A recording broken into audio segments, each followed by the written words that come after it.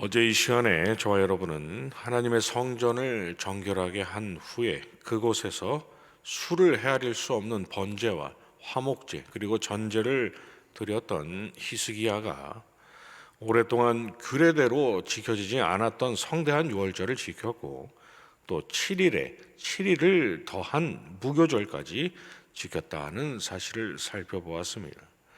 그리고 하나님께서 갑자기 이루어진 그 일들이 형통하도록 도우셨고 번제와 또 유월절을 통해서 드려진 히스기야와 백성들의 회개와 믿음을 하나님께서 외면하지 않으심으로 온 백성들의 감사와 찬미와 기도가 여호와의 거룩한 하늘 처소에 이르렀다는 감격스러운 사실 또한 우리가 살펴보았습니다. 이로써 악한 왕 아하스 때문에 하나님에게서 멀리 떠나 있던 유다가 다시금 하나님의 품 안으로 돌아가는 놀라운 역사가 이루어졌던 것이죠. 그런데 이것이 전부가 아니었습니다. 왜냐하면 오늘 저와 여러분이 읽은 본문 1절의 말씀처럼 6월절과 또 14일간의 무교절을 지켰던 백성들은 유다 성읍들에 있던 주상들을 깨뜨리고 또 아세라 목상들을 찢고 온 이스라엘 땅에서 산당들과 또 우상의 제단들을 제거하고 없애고 나서야 자기들의 터전으로 돌아갔기 때문입니다. 이 사실은 오늘을 살아가는 저와 여러분에게 매우 중대한 메시지를 전하고 있습니다. 왜냐하면 레위기 20장 8절에서 너희는 내 규례를 지켜 행하라. 나는 너희를 거룩하게 하는 여호와니라고 선포하신 하나님께서 레위기 11장 44절에서는 내가 거룩하니 너희도 거룩하라라고 하셨고 레위기 19장 31절에서는 너희는 스스로 더럽히지 말라고 말씀하셨기 때문입니다.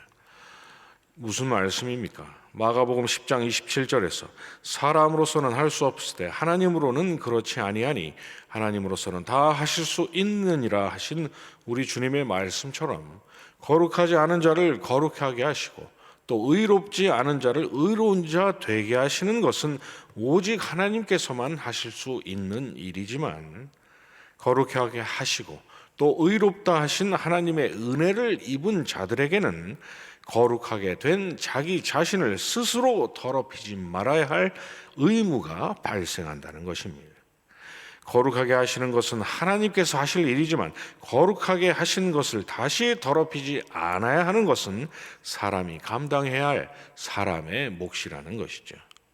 자기 스스로 거룩한 존재가 될 수 있다는 것도 헛된 망상이지만 마치 목욕한 돼지가 다시 구정물 속으로 들어가는 것 마냥 자신을 더럽히지 않으려는 그런 의지가 없는 것도 문제고 또 누워서 입을 벌리고 감이 떨어지기를 기다리고 있는 것 마냥 사람이 감당해야 할 일마저도 하나님께 떠넘기려 하는 그러한 태도 역시도 잘못되었다는 것을 말입니다.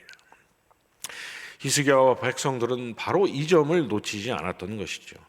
하나님께서 마련하시고 또 허락하신 은혜 안에서 그들이 수천의 번제를 드리고 성대한 유월절과 무교절을 지켰지만 일어나서 자기들의 삶 가운데 만연해 있는 모든 더러움을 스스로 제해야만 비로소 하나님 앞에서의 온전한 회개요 참된 신앙이 될 수 있다는 사실을 그들은 분명히 알고 있었던 것입니다.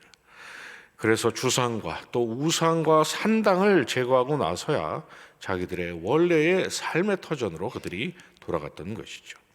이를 통해서 성경은 오늘을 살아가고 있는 저와 여러분에게 참된 신앙의 회복이란 유월절 어린 양이요 영원한 도피성이신 예수 그리스도에 대한 믿음을 회복하는 일이요 우리의 삶으로부터 오직 하나님만 섬기는 것을 방해하는 것들과 하나님께서 가증히 여기시는 모든 것들을 제거하는 삶의 개혁까지를 반드시 수반해야 한다라는 말씀을 하고 있는 것입니다.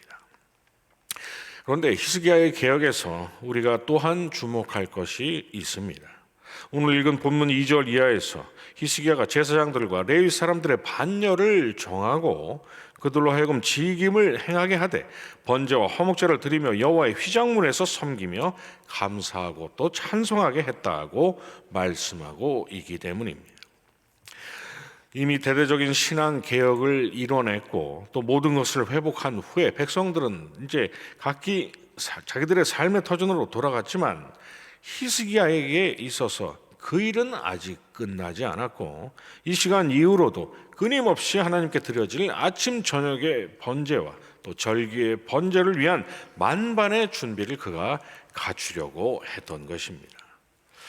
왜 그랬을까요? 열왕기상 8장 46절 이하에서 하나님의 성전을 봉헌하면서 범죄하지 아니하는 사람이 없사오니 내가 주의 이름을 위하여 건축한 성전 있는 쪽을 향하여 주께 기도하거든 주는 계신 곳 하늘에서 그들의 간구를 들으시고 주께 범죄한 백성을 용서하여 주시옵소서라고 기도했던 솔로몬처럼 히스기야 역시도 인생이란 끊임없이 죄를 짓는 존재라는 것에 대한 인간에 대한 정확한 인식이 있었기 때문입니다. 그리고 이렇듯 연약한 인생이 훗날 또 다시 범죄하여 하나님으로부터 사함을 받을 그 길 역시도 이제껏 그러했듯이 하나님께서 허락하신 그 대속의 은혜를 따르는 길밖에 없다라는 사실을 그가 분명하게 견지하고 있었던 것이죠. 그런즉 선줄로 생각하는 자는 넘어질까 조심하라는 고린도전서 10장 12절의 말씀처럼 히스기야는 언제 어느 때 또다시 하나님을 떠나 있을지 어느 누구도 장담할 수 없다는 그 사실을 염두에 두고 이에 대한 만반의 대비책을 마련하려 했던 것입니다. 그러므로 저와 여러분 또한 이 분명한 사실을 잊지 말아야 합니다. 하나님을 향한 우리의 사랑과 헌신과 또 섬김이 오늘 지금 이 시간에는 견고할지라도 내일 당장 전혀 다른 모습의 우리가 되어 있을지 모른다는 사실을 말입니다. 그 무엇도 하나님보다 더 사랑하지 않겠다는 우리의 불꽃 같은 결단이 내일 당장 차가운 얼음처럼 식어버릴지도 모른다는 사실을 말입니다. 이스라엘의 광야 40년이 그러했고 또 400여 년의 사사 시대를 거쳐서 500년의 왕의 시대에 이르기까지 이스라엘이 끊임없이 분명한 진리를 우리에게 증명해 보여주지 않았습니까? 정직하고 또 선한 왕의 모델이라 할 수 있는 다윗도 그리고 하나님께 일천번제를 드리고 하나님께 성전을 지어 봉헌한 솔로몬 역시도 자신들의 실족을 통해서 인생이란 본질적으로 어떠한 존재라는 것을 분명하게 확증하지 않았습니까?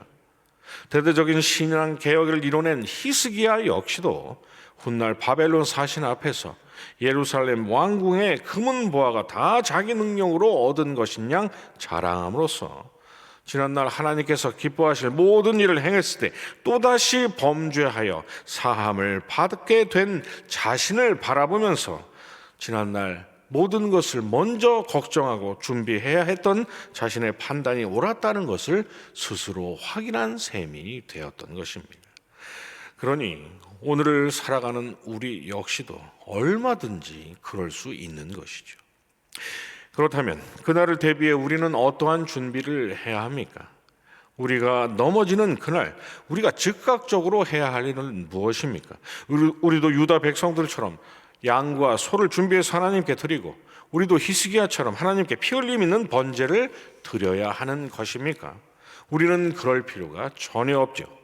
왜냐하면 흠없는 양이요 구약의 제사로 예표되신 우리 예수 그리스도께서 우리의 지난날의 죄싹뿐만 아니라 우리가 아직 짓지 않은 그러나 내일이든 모레든 혹은 몇십 년 후에라도 짓게 될 미래의 죄사까지 십자가 위에서 남김없이 전부 치러 주셨기 때문입니다.